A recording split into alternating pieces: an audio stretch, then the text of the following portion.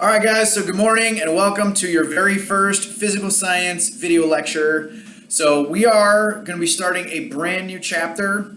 We're in chapter 11, which begins in your textbooks on page 416. Now, the title of this chapter, we just spent the last chapter talking all about forces. So forces, as we've talked about in the past, are measured in newtons. So in this chapter, we're going to be talking about forces specifically in fluids. Now, in the past, we talked about what a fluid is. A fluid is something that can be considered either a liquid or a gas. So when you think fluid, you're not necessarily just thinking of water or liquids like water.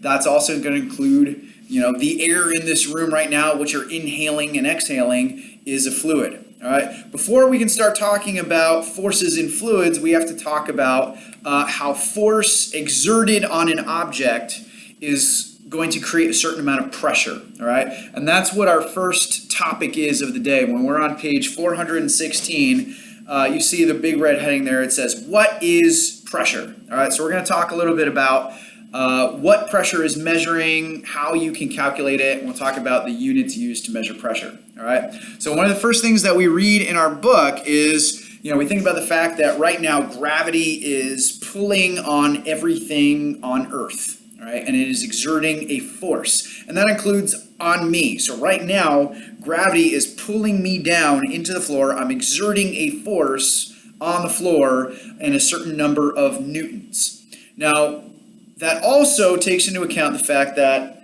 my feet are coming into contact with the floor, and the size of my feet is going to determine how much pressure I'm exerting on the ground right now. It's kind of weird to think about that, but that's where we're going when we're talking about pressure. So pressure is defined as a certain amount of force, which is measured in newtons, divided by a certain amount of area. In this case, that's going to be meters squared. Okay, so it is force distributed over a certain amount of surface area. Okay, now, just to give us a heads up of what that looks like, you guys are familiar with force. All right, we talked about it's measured in newtons. What you might not be as familiar with is, how much force is 1 newton. All right, so in my hand, I'm holding 2 little 50-gram weights. Now, in my hand, these 2 weights together are exerting a force of about 1 newton, okay? So that's about how much force is being exerted on my hand right now, all right? Now, the second part of that, so when we're talking about pressure, this is force over a certain amount of area, okay? So in this case, it's going to be newtons per meter squared, all right? Now, I have that up here on the board.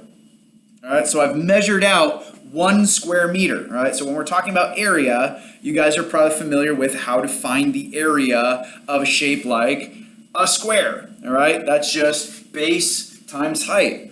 1 meter times 1 meter gives you 1 meter squared, or 1 square meter.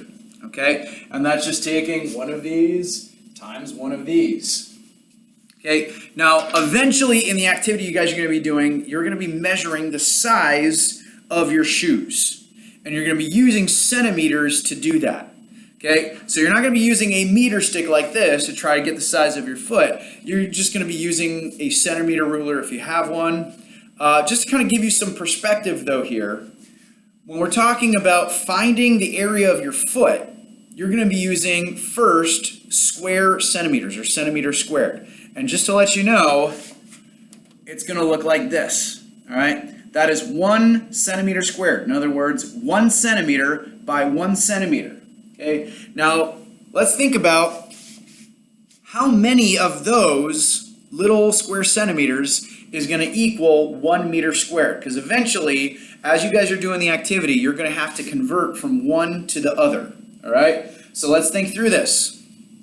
Kind of going back to our early days of the metric system. So if we got 1 meter here, how many centimeters does it take to equal 1 meter? If you remember correctly, it's going to take 100 centimeters. there are 100 centimeters in 1 meter. Okay, and that's going to go for this side as well. Don't go anywhere.